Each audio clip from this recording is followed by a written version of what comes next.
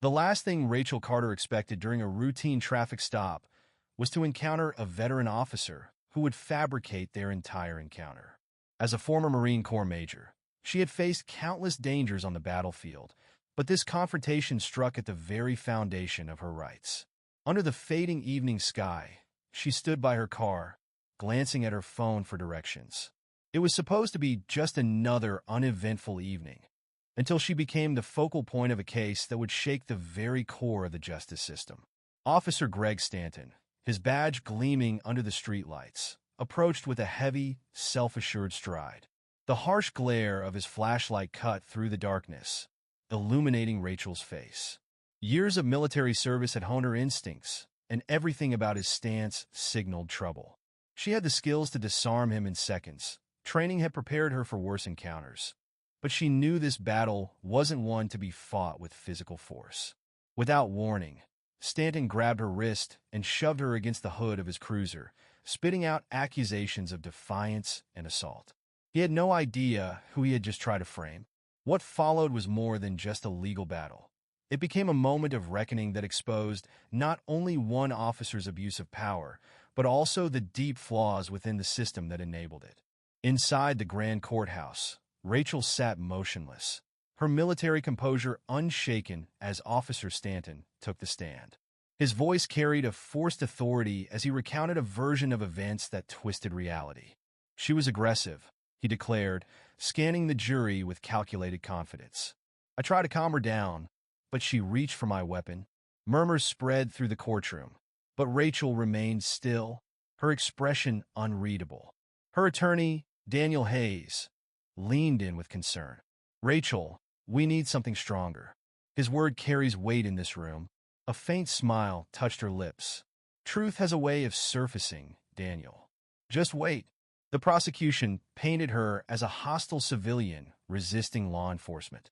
But Rachel's memories of that night remained vivid. The hostility in Stanton's voice, the way he escalated the situation without reason, the cold metal pressing against her cheek as she stayed silent, knowing any reaction could be used against her. Years of combat training had taught her discipline, and that night she had chosen restraint, not out of fear, but out of strategy. Then, the defense's turn came. Rachel took the stand, her voice steady as she recounted the encounter. I was using my phone for directions when Officer Stanton approached. He didn't ask for my license, he demanded it. When I asked why, his aggression escalated immediately. The prosecutor pounced, circling with an air of authority. So, you challenged him instead of complying? I questioned the fairness of his approach, Rachel corrected. There's a difference, one that lies at the heart of this case. Then came the turning point. Footage from a bystander's phone played for the jury. Women like you need to know your place, Stanton's voice rang out. A sharp intake of breath rippled through the audience. The judge's gavel slammed down, demanding order in the room. During recess, Rachel stood near the tall courthouse windows, watching the city's lights flicker below. Daniel approached, a stack of documents in his hands. We found it his personnel records, multiple misconduct complaints, all buried. A history of targeting minorities and women. They tried to cover it up, but it's all here. Rachel exhaled slowly, her gaze steady. This was never just about me. It's about everyone who was silenced before they could fight back. Back in court, the tide shifted.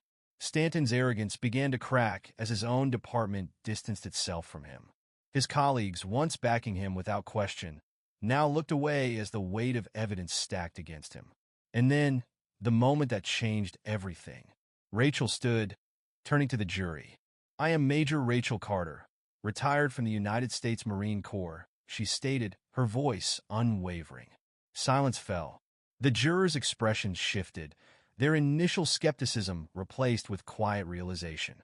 For 2 decades, I served this country, upholding the ideals of justice and integrity. I led teams through war zones, stood in the face of danger, and defended freedoms we all hold dear. But I never imagined I would have to fight for my own rights on the streets of the nation I protected. Her words cut through the courtroom like a blade. That night, Officer Stanton didn't see a veteran, a citizen, or even a human being. He saw only what his biases told him to see. someone he believed he could intimidate without consequence. The case was no longer just about Rachel. It had become a defining moment, one that revealed the truth beneath the surface and ensured no one else would suffer in silence. Daniel Hayes stepped forward, his voice steady yet charged with conviction as he delivered his closing argument. My client did not resist arrest. What she did was far more dangerous in the eyes of Officer Stanton. She dared to question his abuse of power. Major Rachel Carter, a decorated Marine, dedicated years of her life to defending the freedoms we all cherish. And yet, when she exercised those very rights, she was met with force and false accusations. The courtroom sat in silence, absorbing the weight of his words. As the jury retreated for deliberation, Rachel remained composed, her posture unwavering. This fight was no longer about her alone. It had become a battle for accountability, a push for systemic change in a system that too often shielded those who misused their authority. Daniel paced the length of the defense table, his nerves evident, but Rachel sat still.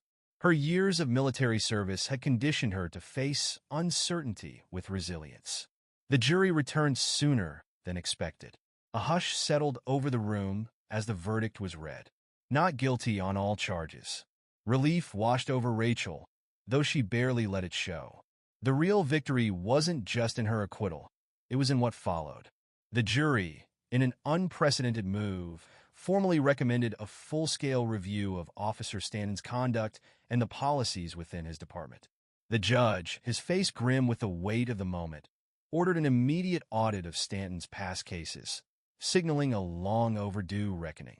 Outside the courthouse, a sea of reporters and supporters waited. Rachel stepped forward, her stance strong, her voice clear. This was never about revenge, she stated firmly, meeting the eyes of every camera trained on her. This is about responsibility. The authority we grant to those who enforce our laws must be met with accountability. Without it, justice is nothing more than an illusion. Her words traveled far beyond the courthouse steps. Within hours, the case had gone viral, igniting conversations across social media about law enforcement reform.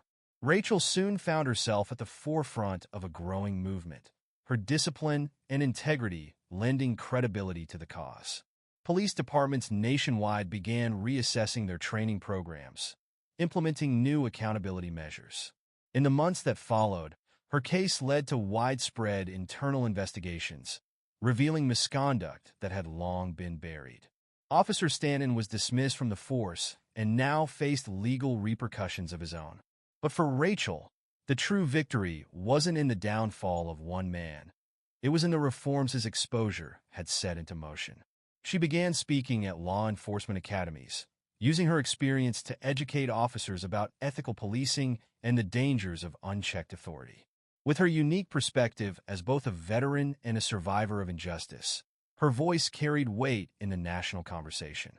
Her case became a pivotal lesson in police training programs, shaping how future officers were taught to approach their duty with integrity and fairness.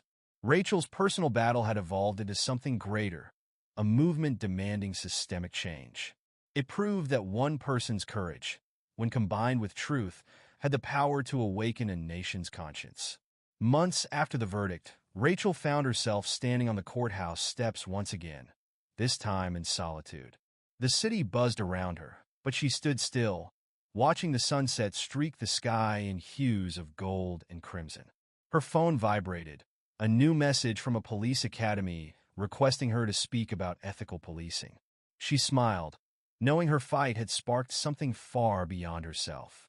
Stanton's case had led to 30 other cases being reopened, exposing a pattern of misconduct that could no longer be ignored. But more importantly, it had given strength to countless others who had once believed they had no voice. Her story, first shared on a small but determined platform, had become a symbol of hope and justice. Battles aren't always won through force, Rachel told cadets. Sometimes, it takes persistence and the courage to stand for what's right. Her years in the Marines had prepared her for war, but it was her unwavering principles that led to this victory. And she wasn't done yet.